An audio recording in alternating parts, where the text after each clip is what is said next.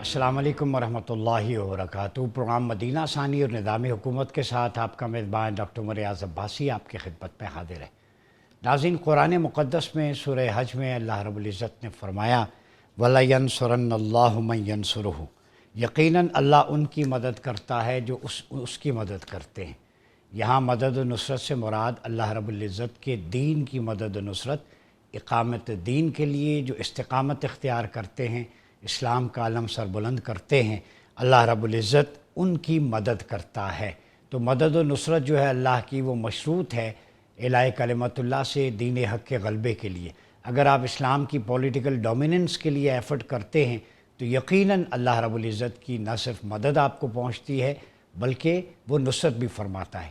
کریم آقا علیہ الصلوۃ والسلام سورہ حج کے اندر بلکہ 40 نمبر ورس ہے، مسلمان جو ہیں ان کی نصرت یقینی ہے اس اعتبار سے کہ وہ اللہ رب العزت کے دین پر فرم رہیں۔ یہ آیت مسلمانوں اور صحابہ کے حق میں نازل ہوئی تھی جنہیں ناحق گھروں سے نکالا گیا، ان کی حمایت اور مظلوموں کی مدد کا وعدہ دلاتی ہے۔ اس کا مطلب ہے کہ ہم مظلومین کی مدد کو ترک نہیں کر سکتے، ان کی مدد اصل میں اللہ کی مدد و نصرت ہے۔ پھر اللہ کے دین کی حفاظت، اشاعت، سربلندی، اس کے لیے جو کوشش کرتا ہے اللہ اس کی مدد کرتا ہے، اور اس کے نتیجے میں اللہ رب العزت کی رحمتوں کا نزول ہوتا ہے۔ یہ جو ہم آپ کے سامنے مدینہ ثانی اور نظام حکومت میں بیٹھ کے جہاد کر رہے ہیں، چونکہ حضور کی حدیث ہے بخاری و مسلم میں کہ جہاد قلم کا بھی ہے، مال کا بھی ہے، جان کا بھی ہے، دعوت کا بھی ہے۔ تو یہ دعوت و تبلیغ، دین کی آگاہی، اس کا فہم، اس سے جوڑنا اور قرآن و سنت کو اسٹریٹجائز کرنا، کرنٹ ایشوز کے ساتھ ریلیونٹ پالیسی میکنگ بنانا اور آپ کو وہ گائیڈ لائنز فراہم کرنا، یہ بھی ایک طرح کا جہاد ہے۔ ابھی اس وقت آبنائے ہرمز کی بات ہو رہی ہے، اس کی بلاکٹ کی اور بہت ساری چیزیں ڈسکس ہو رہی ہیں۔ میں سوشل میڈیا پہ دیکھ رہا ہوں بڑی کمپلیکیشنز ہیں ہرمز کو لے کے۔ ہم ریسرچ بیسڈ بات کرتے ہیں ہمیشہ۔ میں آج آپ کے سامنے نیریٹو لے کے آیا ہوں۔ یہ آبنائے ہرمز جو ہے، آبنا کہتے ہیں آب پانی کو، نا کہتے ہیں نالی، تنگ راستہ، عربی میں مدیک ہرمز کہتے ہیں اسے، یعنی تنگ راستہ، اور یہ 21 میل چوڑا راستہ ہے، اور یہ تو تیل کی دولت سے مالا مال خلیجی ایریے میں واقع ہے، اور یہ آبنائے اور عمان یعنی جنوبی ساحل پر متحدہ عرب امارات اور ایران کی ریاستوں کے تیل کی برآمد کا واحد راستہ ہے، بحری راستہ، ٹھیک ہے۔ اب جو لغت کے اندر ہے، ہسٹری کے اندر، کہ جو ایک والدہ تھیں بادشاہ شاہ پور دوم کی، افیرہ ہرمز، اس کے نام پہ یہ رکھا گیا۔ دوسری بات، یہ ہرمز کے بارے میں اس کی ایک الگ ایپیٹیمولوجی ہے، ایپسٹیمولوجی بھی کہہ سکتے ہیں۔ یہ وہ سپہ سالار ہے جو ہرمز تھا، اس کے نام پہ اسے رکھا گیا، ٹھیک ہے۔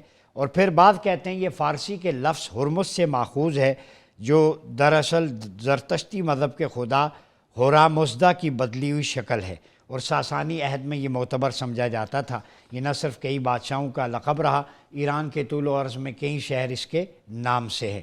پھر اس کے علاوہ اگر ہرمز کو دیکھیں تو یہ قدیم فارسی زبان کا لفظ ہے، اور اس کا مطلب دیوتا بھی ہے، خدا بھی ہے، ٹھیک ہے۔ ہرمز کو سیارہ مشتری بھی کہتے ہیں، اور ساسانی دور کے ایرانی بادشاہ کا نام جو نیشوروان کا بیٹا تھا، ٹھیک ہے۔ پھر ہر شمسی مہینے کے دن کا نام، پہلے دن کا، ایران کے قدیم عقائد کے مطابق یہ ایک اینجل کا بھی نام ہے، اور جس کا کام امور خیر و شر ہے، ٹھیک ہے۔ پھر ایران کا بادشاہ جو حضرت خالد بن ولید کے ہاتھوں قتل ہوا، جو خسرو پرویز کا باپ تھا، تو اس کے ساتھ بھی منسلک کیا جاتا ہے۔ دوسری ہے مندب۔ مندب یہ یمن کے غم زدہ یا رونے والا، آنسو بہانے والا مطلب ہے، جس کے معنی ہے کہ باب المندب، آبی گزرگاہ جو آنسو بہاتی ہوئی گزرتی ہے، ٹھیک ہے۔ یہ بحر ہند اور بحر احمر کو جوڑنے والی اہم بحری گزرگاہ ہے، جسے آنسوؤں کا دروازہ بھی کہتے ہیں، ٹھیک ہے۔ یہ ڈور آف دا ٹیئرز کہا جاتا ہے اسے، مندب کو۔ یہ بھی بڑی امپورٹنٹ گزرگاہ ہے، اور رسول اللہ صلی اللہ علیہ وسلم نے چونکہ وہ گزرگاہ یمن میں ہے ریڈ سی کے ساتھ، تو حضور نے فرمایا ایمان یمنی ہے اور حکمت یمانی ہے۔ چونکہ باب المندب یمن کے ساحل پر واقع ہے، تو یہ حدیث اس کو فضیلت میں بھی مفسرین شامل کرتے ہیں، ٹھیک ہے۔ اور ابھی جو سچویشن ہے باب المندب اور باب آبنائے ہرمز کی، یہ فقط آبی گزرگاہیں نہیں ہیں، پوری دنیا کی معیشت کا مور دین 50% ان سی روٹس پہ انحصار ہے، ادھر افریقن کنٹریز کا، یورپ کا، ادھر ایشیا، وسطی ایشیا، یورپ، امریکہ کا۔ تو اب یہ ان پہ کنٹرول جس کا ہوگا آگے اسی کی حکمرانی ہوگی، اسی پہ ساری چیزیں طے ہونے کے لیے اسلام آباد میں جو بیٹھک کا انتظار ہے اور جو میڈیشن پاکستان ایک رول پلے کر رہا ہے، اس میں کس حد تک خاطر خواہ کامیابی ملے گی، انہی سارے ایشوز پہ بات کرنے کے لیے ہمارے ساتھ موجود ہیں سابق وزیر خارجہ خورشید محمود قصوری صاحب۔ قصوری صاحب بہت شکریہ۔ یہ بتائیں، پاکستان میڈییٹر ہے، عالمی سطح پر اس کی گونج سنائی دے رہی ہے، بات کہاں اٹکی ہوئی ہے اس وقت تک؟ کیوں نہیں مذاکرات کا دوسرا دور شروع ہو پا رہا؟ دیکھیں، بات یہ ہے کہ آپ نے کہا اونٹ کس کروٹ بیٹھے گا، جیسے دونوں کو اندازہ ہو جائے گا کہ ان کی لیمیٹیشنز کیا ہیں، تو اونٹ جو ہے وہ اس کو بیٹھنے پر خود ہی مجبور ہو جائے گا۔ بات یہ ہے کہ جب ہم یہ سمجھیں کہ کیا دونوں کو کاسٹ ہیں اور دونوں زیادہ سے زیادہ کیا کر سکتے ہیں۔ یہاں جہاں تک امریکہ کا تعلق ہے، امریکہ اب کیا کر سکتا ہے؟ بامبنگ مزید کر دے گا، کیا حاصل کرے گا؟ 42 دن بامبنگ ہوئی، 3,000 سے زیادہ بندے شہید کر دیے، 20-25 ہزار بلڈنگز تباہ کر دیں، اسکول، ہسپتال نشانے پہ آ گئے، بلکہ ہسٹوریکل مونیومنٹس بھی آ گئے، جو کہ بالکل سویلائزڈ قومیں ایک دوسرے پہ جب حملہ بھی کریں تو ایسا کام نہیں کرتی۔ اب اس کے بعد اگر پریزیڈنٹ ٹرمپ دوبارہ وار کریں تو کچھ بھی نہیں اچیو ہوگا، بدنصیبی سے کچھ بندے مزید شہید ہوں گے، کچھ بلڈنگز مزید اس کی تباہ ہو جائیں گی۔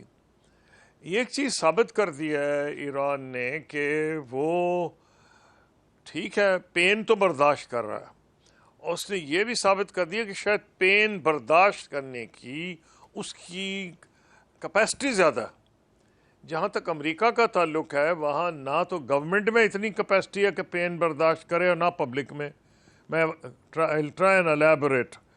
گورنمنٹ سے مطلب یہ ہے کہ مڈ ٹرم الیکشنز آ رہے ہیں اور ان کی ریٹنگز گر رہی ہیں، خطرہ یہ ہو گیا ہے کہ وہ کانگریس کے علاوہ، ہاؤس کے علاوہ، وہ سینٹ کو بھی لوز نہ کر جائیں۔ اور جہاں تک پبلک کا مطلب ہے پین کا، ایران کی پبلک پچھلے 1979 47 ایئرز سے ان پہ سینکشنز ہیں، ان کو اس سینکشنز میں رہنے کی ایک حد تک بدنصیبی سے جو بھی ڈیفیکلٹیز تھیں وہ عادت پڑ چکی ہے۔ پھر انہوں نے ایک اپنی معیشت ایسی بنائی ہے جو امریکہ پہ ڈیپینڈنٹ نہیں ہے، جو کافی حد تک سیلف سفیشینٹ ہے۔ اس کا مطلب یہ ہوا کہ ایران اپنے پوٹینشیل پہ تو نہیں پہنچ سکا، بہت زیادہ اس کا پوٹینشیل ہے، لیکن وہ ایگزسٹ ضرور کر سکتا ہے، وہ اپنا مشکلات ضرور ہیں لیکن گزارا کر لے گا۔ تو اب امریکہ میں یہ ہے کہ وہاں جو پبلک ہے وہ نہ صرف یہ کہ جو کھانے کا سامان جب مہنگا ہو جائے، جیسے کہ میں کہتا ہوں بریک فاسٹ ٹیبل پہ والدین اپنے بچوں کو اسکول جانے سے پہلے انڈا ٹوسٹس اور مکھن بھی نہ صحیح قیمت پہ کھلا سکیں، جو کہ امریکہ میں ہو گیا ہے، اتنی زیادہ مہنگائی ہوئی ہے۔ اور پھر جہاں ووٹر جو ہیں لانگ ڈسٹنسز ٹریول کر کے آتے ہیں موٹروں میں، جیسے پیٹرولیم کی پرائس ہوتی ہے تو وہ ان کو اب سمجھ آ جاتی ہے کہ کیا ہو رہا ہے، نہیں تو ان کو کوئی فارن پالیسی میں انٹرسٹ نہیں ہے۔ یہ ماننا پڑے گا کہ پریزیڈنٹ ٹرمپ اگر غلطیاں بھی کرتے جائیں اور امریکہ پراسپر کرتا جائے تو ان کو زیادہ انٹرسٹ اپنے فٹ بال کلب میں ہوتا ہے، جو لوکل امریکن پالیٹکس کو لوگ سمجھتے ہیں نا، ان کی اپنی کمیونٹی لیونگ ہے، فٹ بال کلب اس علاقے کا جو ہے وہ بہت امپورٹنٹ ہے ان کی لائفز میں۔ لیکن جب ان کو کھانے پینے کی مصیبت پڑ جائے، پرائسز بڑھ جائیں اور ان کی جو پیٹرول کی پرائس بڑھ جائے، تو وہ پین جو میں کہہ رہا ہوں پبلک میں کیپیسٹی بیئر کرنے کی کم ہے۔ اس کا مطلب یہ ہے کہ دونوں کی لمٹس ہیں. ایران کوئی فولاد کا تو نہیں بنا ہوا. ایران نے بہت سیکریفائس کیا, شہادتیں ہوئی ہیں, پوری ان کی لیڈرشپ جو ہے وائپ آؤٹ ہو گئی ہے. لیکن ان دا پروسیس جو بندے نئے آئے ہیں وہ شاید پہلے سے زیادہ ہارڈ لائن ہے.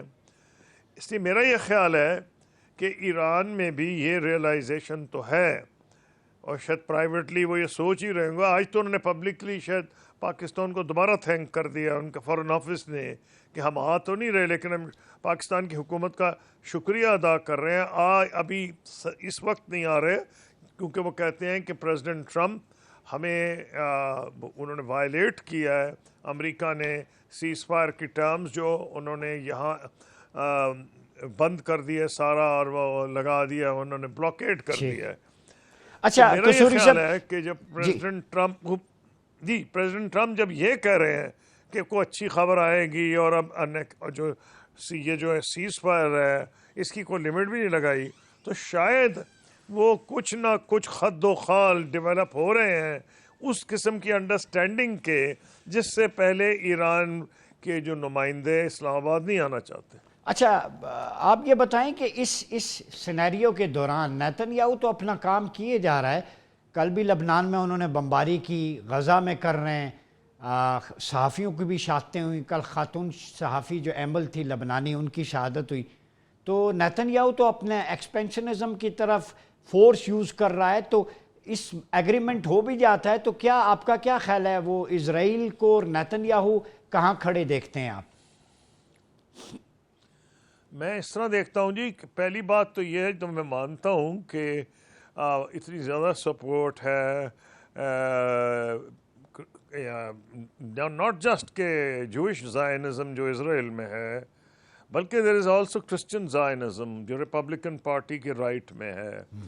تو یہ تو میں مانتا ہوں کہ ان کی بڑی سپورٹ ہے, لیکن یہ بھی ماننا پڑے گا کہ ان کی سپورٹ کم ہو رہی ہے. ریپبلکن پارٹی میں بھی کم ہو رہی ہے, امریکن پبلک میں بھی کم ہو رہی ہے, اور امریکہ کے یہودیوں میں بھی کم ہو رہی ہے.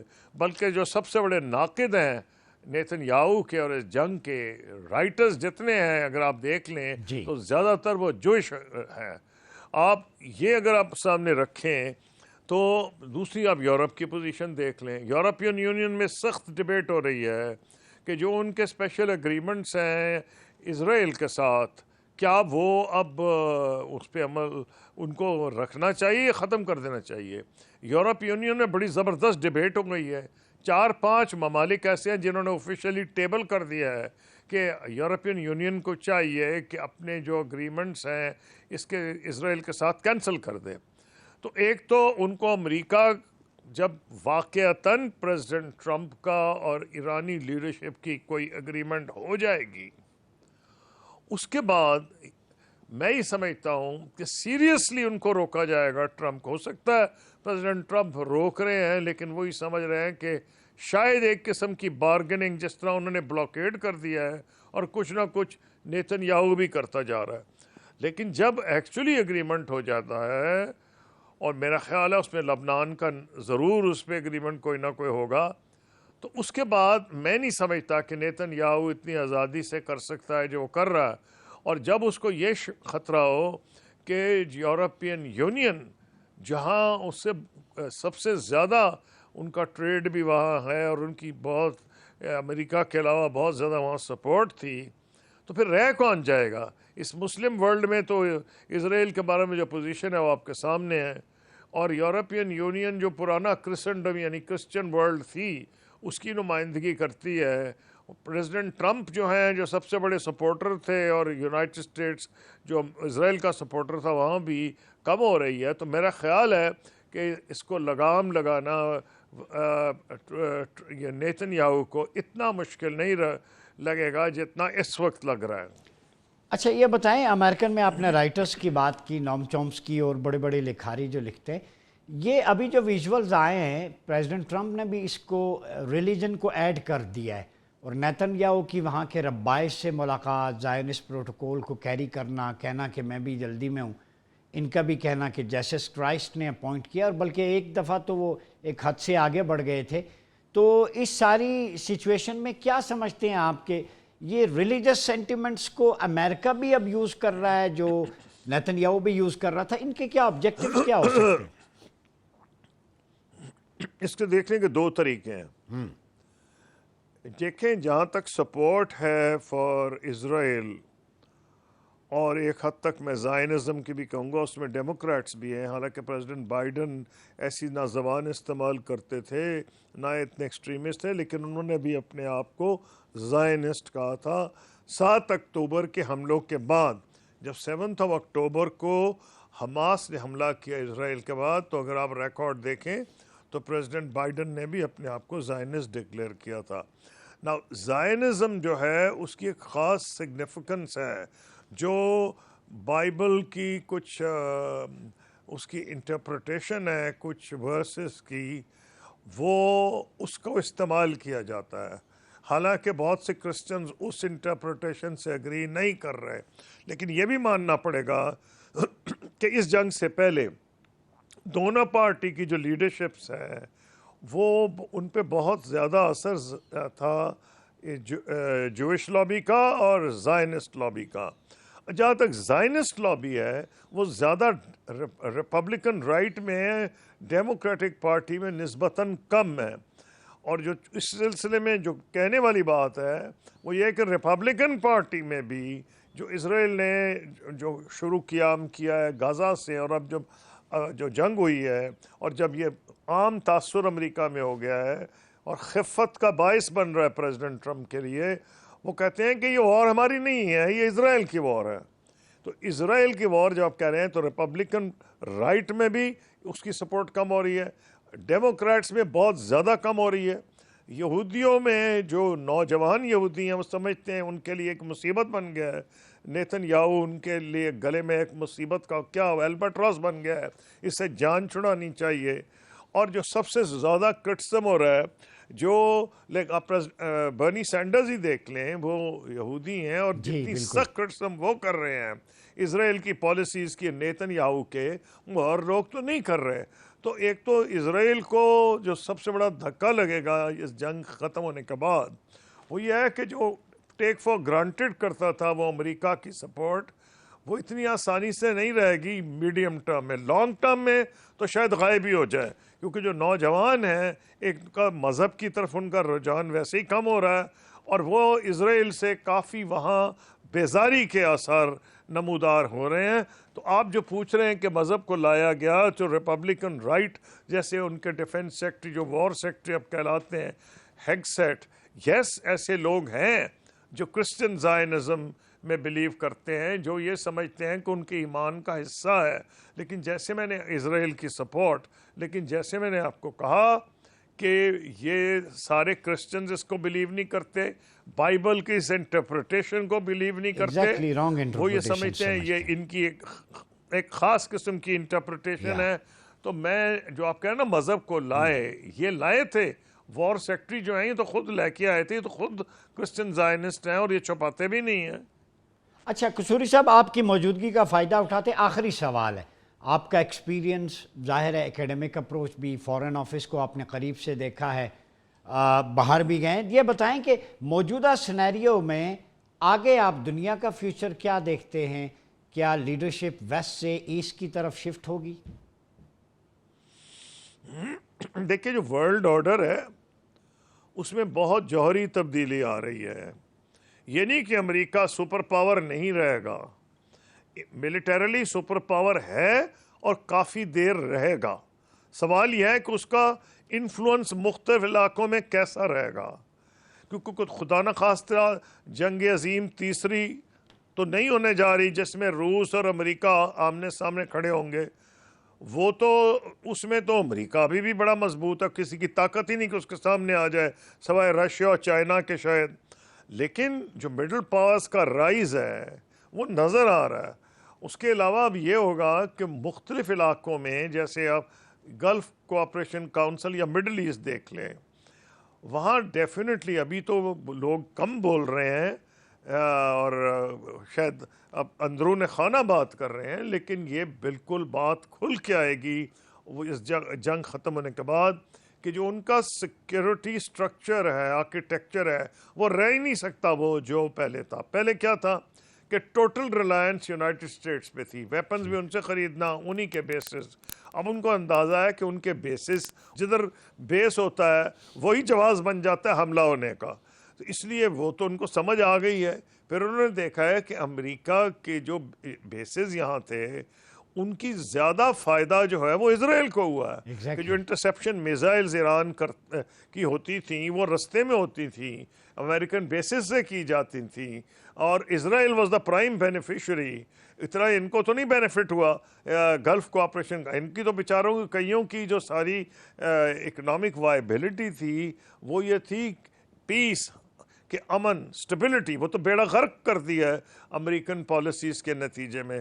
تو میرا یہ خیال ہے کہ جو سیکیورٹی آرکیٹیکچر بدلے گا وہ کیا ہوگا. بس پاکستان کی مثلا سعودی عربیہ سے ہو گئی ہے، قطر کافی قریب ترکی کے ہو گیا ہے. ہو سکتا ہے گلف کوآپریشن کاؤنسل جو ہے وہ خود یہ سوچے کہ وہ اپنا دفاع کلیکٹیولی کرے.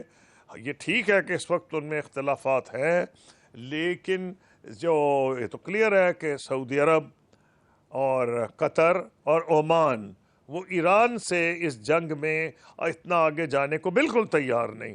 لیکن جو بھی آج ڈفرنسز بھی اگر گلف کوآپریشن کاؤنسل کے ہوں on the issue of Israel versus Iran, ان کی جو اپنی سیکیورٹی ہے ان کو کلیئر ہو جائے گا کہ اب وہ پرانی پالیسیز نہیں چلیں گی، تو اس کا نیا سیکیورٹی آرکیٹیکچر آئے گا. اس کا مطلب کہ امریکہ خود بخود ایک تو اپنے آپ کو پیچھے ہٹا رہا ہے، وہ چھپا بھی نہیں رہے. پریزیڈنٹ ٹرمپ تو آئسولیشن میں جا رہے ہیں، ان کا تو زیادہ فوکس لیٹن امریکہ پہ ہو گیا ہے.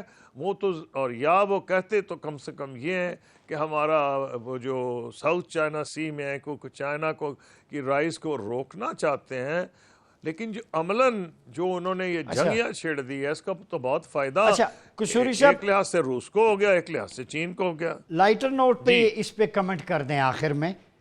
ویڈیوز جو ویژول آ رہے ہیں، مودی صاحب آج کل پاپڑ کی دکانوں پہ پاپڑ خرید رہے ہیں، ٹک ٹاک بنا رہے ہیں، آئسولیشن میں کچھ زیادہ نہیں چلے گئے؟ جی ہاں، میں سمجھتا ہوں کہ پاکستان کو چاہیے کہ اپنا ہائیسٹ ایوارڈ جو ہے وہ مودی صاحب پہ کنفر کر دے. اچھا، جتنا بڑا احسان انہوں نے ہم پہ کیا ہے، انہوں نے جو یہ جنگ چھیڑی تھی 4 دن کی، اس میں بھرم کھل گیا سارا ان کا. جو جاتے تھے بڑے 56 انچ کی چھاتی کے ساتھ گلف کوآپریشن کاؤنسل کے دورے کرتے تھے، اور امریکہ بھی جاتے تھے کہ جی یہ نیٹ سیکیورٹی پرووائڈر بھی ہیں، یہ بہت بڑی اکانومی بھی ہے. تو وہ تو انہوں نے ایسا بھانڈا پھوڑا ہے، اور پھر پاکستان کو اللہ تعالیٰ نے جو موقع اس کے بعد دیا ہے وہ تو ملیٹریلی بھی ثابت ہو گیا، اور ڈپلومیٹکلی وہ کہتے تھے ہم پاکستان کو آئسولیٹ کریں گے، اور بھی آئسولیٹ تو وہ ہو گئے. بلکہ ہندوستان میں جو ڈیبیٹ ہو رہی ہے، یہ پہلگام کی پہلی سالگرہ تھی، تو وہاں یہ ہو رہا ہے کم از کم اپوزیشن تو کہہ ہی رہی ہے کہ مودی ٹوٹل فیل کر گئے. وہ کہتے ہیں کہ انہوں نے جو کیا اس کا تو پاکستان کو فائدہ ہو گیا. ان کو تو کھائے جا رہی ہے یہ چیز کہ اسلام آباد میں جس کو ہم کہتے تھے آتنکواد کا گڑھ، وہ آتنکواد کا گڑھ جو ہے وہ تو آج پیس کا گھر بن گیا، امن کا گھر بن گیا. وہاں تو امن کروایا جا رہا ہے. اگر آپ انڈین میڈیا کو فالو کریں تو وہاں آگ لگی ہوئی ہے، اور ان پہ بہت کرٹیسزم ہو رہا ہے کہ ان کی پالیسی کے نتیجے میں امریکہ ہندوستان آئسولیشنزم کی طرف گیا ہے. بہت شکریہ خورشید محمود قصوری صاحب، آپ ہمارے ساتھ تھے. ناظرین، گفتگو کا سلسلہ تو چاہتا ہے ایک چھوٹے سے بریک کا، ملتے ہیں بریک کے بعد. ویلکم بیک ناظرین، پروگرام میں ایک دفعہ پھر آپ کا خیر مقدم ہے. بات ہو رہی ہے ایران امریکہ کے درمیان پاکستان کی ثالثی کی. کہاں پہ جو ہے وہ روڑے اٹک رہے ہیں. سچویشن بڑی گھمبیر ہے، لیکن پاکستان فرم ہے. جو انیشیٹو پاکستان نے لیا ہے میڈییشن کا، اس کی گونج پوری دنیا میں ہے، اور یہ ہب بن گیا ہے. میڈیا سینٹرز پاکستان میں آ رہے ہیں، انٹرنیشنل میڈیا ہے. تو اب بات کس طرف جائے گی؟ چونکہ کچھ بیانات جو ہیں غیر ذمہ دارانہ واشنگٹن کی طرف سے آتے ہیں، جس کے بعد جو برف پگھلنا شروع ہو جاتی ہے لیکن پھر سخت ہو جاتی ہے. تو یہ اونٹ کس کروٹ بیٹھے گا؟ آنے والے چند گھنٹے چند دن بڑے امپورٹنٹ ہیں. انہیں سارے ایشوز پہ بات کریں گے. ہمارے ساتھ موجود ہیں brigadier retired Syed Ghazanfar Ali दिफाई तज्ज़िया car, और हमें ज्वाइन किया है सुंदस मुस्तकीम, इंटरनेशनल रिलेशंस की एक्सपर्ट्स हैं। दोनों मेहमानों का बहुत शुक्रिया। ब्रिगेडियर साहब, आपसे आगाज़ करता हूँ, ऊँट किस करवट बैठेगा? स्पेकुलेशंस बहुत हैं, सोशल मीडिया है, कोई ख़बर बाहर नहीं आ रही, बात कहाँ अटकी हुई है? बहुत बहुत शुक्रिया। बिस्मिल्लाह रहमान रहीम। असल में अगर आप सोशल मीडिया भी छोड़ के, बाकी भी चीज़ें छोड़ के थोड़ी सी ग्राउंड रियलिटीज़ की तरफ देख लें तो उसमें कुछ चीज़ें ऐसी हैं जो डायरेक्शनल तौर पे समझ आती हैं। और आपने उसमें देखा कि पहले आखिरी वक्त तक ये था कि जी जंग बंदी एक्सटेंड नहीं होगी, लेकिन फिर उसके बाद आया कि जंग बंदी एक्सटेंड कर दी गई अनलिमिटेड पीरियड के लिए।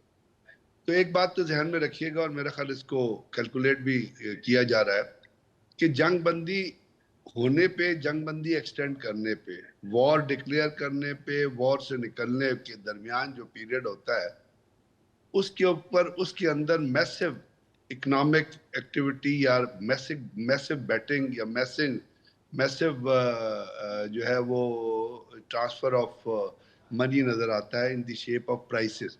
कि अगर आप ये कहते हैं कि जी जंग बंदी हो रही है तो तेल की प्राइसेस नीचे आ जाती है, लोग उसके अंदर इन्वेस्ट कर लेते हैं। अगर आप कहते हैं कि जंग बंदी खत्म हो रही है तो तेल की प्राइसेस ऊपर चली जाती है, तो वो इन्वेस्टर जो है जिन्होंने 1 रुपया लगाया होता है उनकी 10 रुपए में चली जाती है। इसलिए ये जो आप देख रहे हैं कि एक जो फ्रोजन डेडलॉक है, ये आपको अमेरिका की तरफ से नजर आ रहा है। ईरान रिएक्टिव है तमाम चीजों में, कुछ और नहीं तो कल डोनाल्ड ट्रम्प ने एक AI जनरेटेड अपना लेके 7 औरतों का वो लगा दिया अपने साथ की, जिन 7 औरतों को फांसी दी गई ईरान में, फिर फांसी देनी जानी है। और मैं कहता हूँ कि इनको बंद कर दे। अगर आप उस पर रिसर्च करेंगे तो आपको पता चलेगा कि ऐसी कोई चीज ईरान में हुई नहीं है। तो ईरान ने इसके तरदीद भी कर दिया उसकी कि जी ऐसा कोई इकदाम तो नहीं। इसका मतलब ये है कि जब इस किस्म और बेतहाशा हम चीजें कोट कर सकते हैं, तो इसके अंदर एक तो बड़े मनी स्टेक्स इन्वॉल्व हैं, ट्रम्प और उसकी फैमिली के भी और कुछ और बड़े इन्वेस्टर्स के भी। दूसरी बात यह है कि अमेरिका की तरफ से, चूंकि अमेरिका की 40 जहाज जिस मुल्क के तबाह हो गए हो और आगे 40 और तबाह करने की तैयारी हो, तो उसके ऊपर जो प्रेशर आता है इकोनॉमिक, वो भी आप इमेजिन कर लीजिएगा। ट्रम्प के ऊपर इंटरनल जो प्रेशर है वो भी अब सामने है, बारहा हम उस पर बात कर चुके हैं। लेकिन इन तमाम चीज़ों को देखते हुए वो एक पॉइंट को मेरा ख्याल ध्यान में रखते हुए कि उसने आगे एक अपनी साख को भी बहाल करना है, एक इलेक्शन की तरफ भी जाना है, और अमेरिका का इम्प्रेशन भी जो है वो चाहता है कि किसी तरह रिट्रीव हो जाए, क्योंकि इस वक्त वो उसको ट्रम्प को और उसकी कैबिनेट को गालबन पूरी दुनिया में, तो वो इस चीज़ को और एक्सटेंड करना चाहता है, जंग बंदी की जो ऐलानात है और जंग बंदी को लेके आगे चलना। उसका मतलब यह है कि आप ईरान पे जितना प्रेशर डाल सकते हैं वो आप उतना प्रेशर ईरान पे डालिए, शायद वो प्रेशर के नीचे से कम कर जाए। लेकिन अब यहाँ पे दूसरी तरफ जब आप ईरान की तरफ नज़र डालेंगे तो वहाँ पे एक बड़ी क्लैरिटी से एक चीज़ आ गई है कि IRGC तो बिल्कुल जंगबंदी नहीं चाहती है। पॉलिटिकल लीडरशिप है जो जंगबंदी की तरफ ओरिएंटेड है और उनके आपस में इस चीज़ के ऊपर मुज़ाकरात हो रहे हैं, लेकिन वो किसी भी सूरत में इस फेज में जंगबंदी पे या इस फेज में मुज़ाकरात पे नहीं जाएंगे कि आप रोज़ाना ईरान को डीमोन करते रहें, क्रिटिसाइज करते रहें, अपना ऐसे सख्त लफ्ज़ कहते रहें और फिर उनको कहें कि वो ठीक, आके आपसे मुज़ाकरात भी कर लें। तो ये सिचुएशन है जिसकी वजह से आप एक टाइम लिमिट जो है वो एंटीसिपेट नहीं कर सकते। बिल्कुल सही। अब मैं आता हूँ आपकी तरफ। सुंदस, ये बताएं कि आलमी ताकत है US, और उनकी कैपेसिटी, इकोनॉमी, हर चीज़, आप क्या समझती हैं आबनाए हुर्मुज़ में वो अमेरिका के इक़्तिदार का सूरज गुरूब हो रहा है, डूब चुका है, या कश्ती हचकोले खा रही है? Thank you for having me in programme. कश्ती तो देयर इज नो डाउट कि काफी ज्यादा हिचकोले खा रही है, और वो कश्ती जो है आपने हरबस की पतली सी पट्टी में बहुत बुरी तरह फंसी हुई है। और ना सिर्फ उनकी जो है वो एक सुपर मैसी की जो अमेरिकन सुपर मैसी की कश्ती हिचकोले खा रही है, बल्कि उनकी इकोनॉमी, उनकी एक जो मिलिट्री के हवाले से एक तासुर था सुपर पावर का कि मिलिटरी वाइज बहुत मतलब सेल्फ सफिशिएंट कंट्री है। आप नो सीएनएन की रिसेंट रिपोर्ट के accordingly US is running short of missiles अपने जो है اور وہ مطلب ایک آرڈر پر کوئی آپ نے جلدی جلدی اپنے جو نئے میزائلس ہیں وہ آرڈر پر تیار نہیں کروا سکتے. پوری انڈسٹری ہے, پوری فیکٹری ہے. تو ڈونلڈ ٹرمپ کے بدلتے ہوئے بیانات ہوں, ایک امریکہ کی ایک سپرمیسی ہو, یوز پریزیڈنسی کا ایک جو اسٹرکچر تھا, وہ سب کچھ ود پاسج آف ٹائم بہت بری طرح شیک ہو چکا ہے. اور اس کا سب سے بڑا ثبوت یہ ہے کہ وائٹ ہاؤس کی جانب سے آنے والے بیانات جو ہیں وہ پینٹاگون کے بیانات سے پہلے ویری فرسٹ ڈے سے بہت متضاد بیان سامنے آ رہے تھے. جو پینٹاگون کی جو انٹیلیجنس ہیں وہ اتفاق نہیں کرتی تھی وائٹ ہاؤس کی جانب سے آنے والے بیانات کی. اور اب تو نوبت اس نہج کو پہنچ گئی ہے کہ ڈونلڈ ٹرمپ کے اپنے جو وائٹ ہاؤس کے حکام ہیں وہ ان کی اسٹیٹمنٹس کی فور نفی کرتے ہیں. انہوں نے کہا تھا ڈی جی وینس نہیں آ رہے, تو انہوں نے کہا جناب حکام نے کہا نہیں جی ڈی جی وینس صاحب آ رہے ہیں. تو ڈونلڈ ٹرمپ نے تو یہ بھی بتا دیا کہ منگل کو روانہ ہوں گے اور پاکستانی وقت کے مطابق تب پہنچیں گے امریکن وقت کے مطابق, اور بدھ کو بہت بڑا روز ہوگا. پھر وہ منگل بھی گزر گیا تو منگل کی رات کو پتا چلا ڈی جی وینس صاحب نہیں آ رہے. پھر وہ بدھ بھی گزر گیا تو ہم نے سنا جناب اب فرائیڈے کو جو ہے نیو یارک پوسٹ کی اکارڈنگلی جب Trump has said there is a fine possibility to have the second round of peace talk on Friday. ٹھیک ہے, جبکہ مطلب اب فرائیڈے بھی کل فرائیڈے دیکھ لیں گے جناب کل کو کیا ہوتا ہے. لیکن اس بار انہوں نے یہ بھی کہا as Iran stumbles to come up with a unified plan. What is plan by the way? Iran is very clear. Iran نے تو اپنا پلان جو ہے وہ 5 نکات بھی پہلے سے بتا دیے تھے, اور ایران تو بہت کلیئر ہے, یا سفارت کاری یا ناکہ بندی, آپ دونوں میں سے ایک چیز کو آپ کریں نا. جب ایران نے کہہ دیا تھا کہ میں ہرمز ہم کھول رہے ہیں, تو ٹرمپ کو بھی چاہیے تھا جناب کہ as a responsible respectable country کے طور پر آپ ناکہ بندی ہٹا دیتے. اگر آپ نے جہاز پیچھے نہیں کرنے تھے, تھوڑا سا مطلب کہتے فیس سیونگ کے لیے جو وہ کرتے آ رہے ہیں ویری فرسٹ ڈے سے کچھ کلومیٹر دور کر دیتے, آپ نے وہ بھی نہیں کیے. پھر آپ نے ان کے جہاز کے اوپر حملہ کر کے بڑے مزے سے ویڈیو, تو یہ جو آپ نے ویڈیو ریلیز کری, آپ دیکھیں جنگ کے صورتحال میں جب بار بار سیز فائر کی جانب بات جا رہی ہے, راکٹ لگانا itself is an act of war. آپ نے پہلے وہ کیا اور پھر بڑے مزے سے آپ ویڈیو بھی ریلیز کر رہے ہیں. تو Iran had no other option. Iran کے پاس سیکنڈ راؤنڈ میں نہ بیٹھنے کے علاوہ آپ نے کوئی آپشن چھوڑا ہی نہیں. پہلے دن سے آپ کو بھی معلوم ہے کہ ایران کے پاس ہی سارے کارڈز ہیں. اٹس ناٹ جسٹ ابنار ہرمز کے طور پر جو ہے ان کے پارٹ پہ سارے کارڈز ہیں, as a strategic and diplomatic weapon کے طور پر جو استعمال کر رہا ہے اسٹریٹ آف ہرمز کو. ایران نے کہا ہم فری آف کاسٹ جانے دیتے ہیں. ایران چاہتا تو آپ سے چائنیز ین میں تجارت تمام جہازوں کو جو ہے وہ ٹول لے کر جانے دیتا. ایران نے کھولنے کی بات کی, ایران نے جانے کی بات کی, تو ایران نے بارہا بڑے پن کا مظاہرہ کیا. لیکن اگر آپ ایک طرف چاہیں کہ پیس ٹاک بھی ہو, ڈیل بھی ہو, دوسری طرف جو ہے آپ ان کے جہاز پہ حملہ کر کے ویڈیو بھی ریلیز کریں, تو ایسا نہیں ہوتا ہے. ٹھیک ہے, میں آتا ایران نے بھی بتایا. جی سندس آپ کا پوائنٹ آ گیا. یہاں وقت تو چاہتا ہے ایک چھوٹے سے بریک کا, ملتے ہیں بریک کے بعد. ویلکم بیک ناظرین, پروگرام میں پھر آپ کا خیر مقدم ہے. بریگیڈیئر صاحب یہ بتائیے گا, اس وقت مسلم ورلڈ کے پاس دیکھا جائے تو سی روٹس جو ہیں تقریباً, ایک آبنائے ہرمز ہے, ہرمخ کھجور کو بھی کہتے ہیں, کھجور کا راستہ بھی کہا گیا ہے, اور ایک بادشاہ کے نام پہ بھی ہے.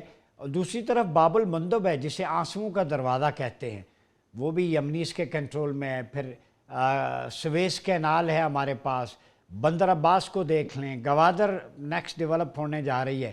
تو اتنا کچھ ہمارے پاس ہے, تو مل بیٹھ کے کوئی ایسی اسٹریٹجی بن سکتی ہے کہ یہ روٹس ہمارے جو ہے وہ ہمارے کام آئیں, ہمارے پاس رہیں اور ان سے ہم فائدہ اٹھائیں.